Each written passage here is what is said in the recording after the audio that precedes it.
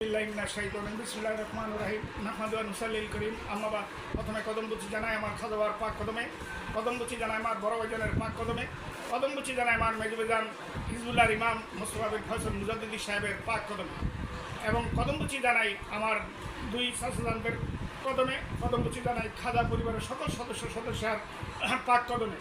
উপস্থিত আমার ভাইরা তাম পৃথিবী থেকে যারা আমার এই ভিডিওটা দেখবেন তারা দেখে শুনে লাইক করবেন। তবে আমরা আগত আসতেছে আমাদের ইনশাল্লাহ মহরম, সেই মহরমে ইনশাল্লাহ আমরা সবাই জাকিরান আশেগান ধর্মপ্রাণ প্রত্যেকটি মুসলমান ইনশাল্লাহ বিশ্ব জাকির মঞ্জিল ৮৮ মেল মাঠে ইনশাল্লাহ আমরা অনুষ্ঠান উদযাপন করব। আপনাদের সবাইকে আমার বীরের পক্ষ থেকে, আমার মেজবাজানের পক্ষ থেকে আপনাদেরকে আমি দাওয়াত করলাম, এবং হিন্দু বৌদ্ধ খ্রিস্টান সবাইকে আমি নিমন্ত্রণ করলাম। ইনশাল্লাহ আপনারা সেখানে আসবেন। ইনশাল্লাহ আইসা সেখানে আমরা খেদমত করব, ইহপরকাল দুজাহানের যে আমরা নেকি হাসিল করব, এবং ইমাম হাসান হুসেন রাদিয়াল্লাহু তাআলা আনহুর শাহাদাত বরণের জন্য আমরা সেখানে মিলাদ মাহফিল কিয়াম সব কিছু ইনশাল্লাহ করব। সেখানে আপনারা অ্যাটেন্ড করবেন এবং সেখানে আপনারা থাকবেন।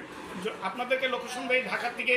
আপনার যদি যান গুলিস্তানের বাসে উঠবেন, সেখান থেকে ৮৮ মেল মাঠের বাস আছে, সেখান থেকে যাবেন, অথবা যাত্রাবাড়ি থেকে আপনি যাবেন, বা এই ঢাকার যে কোনো প্রান্ত থেকে, পৃথিবীর যে কোনো প্রান্ত থেকে আপনার লোকেশন দিয়া আপনি বিশ্ব জাকির মঞ্জিলে কেমনে আসবেন সেটা জানবেন, তখনই আপনি বুঝতে পারবেন কেমনে আসবেন। নতুন যারা, আর যারা পুরানা তারা ইনশাল্লাহ থাকবেন এবং আসবেন। প্রত্যেকে ইনশাল্লাহ সেখানে যাইয়া একটু দেখার চেষ্টা করবেন মোস্তফা বিন ফয়সাল মুজাদ্দিদি সাহেব কীরকম নেতা, কীরকম লোক, সেটা আপনাদেরকে আমি দেখার জন্য দাওয়াত করলাম এবং নিমন্ত্রণ আবারও করলাম। তাকে এক নজর সবাই দেখে আসেন এবং সেখানে কী কর্মকাণ্ড হইতেছে তাও দেখেন। শরীয়ত মারফত, হকিকত, তরিকত সব কিছু আপনি সেখানে দেখতে পাবেন। সেখানে কোনো রকমের ঝামেলা নাই, কোনো রকমের অপবিত্র কাজ নাই, সেখানে কোনো নাচ গান নাই।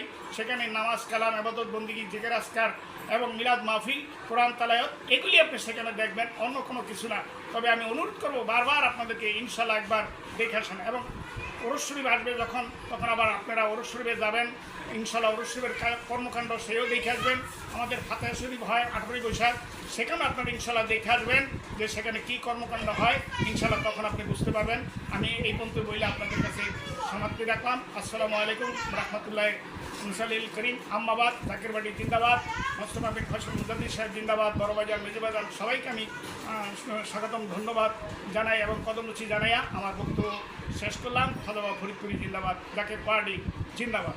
আমিন আমিন আমিন আমিন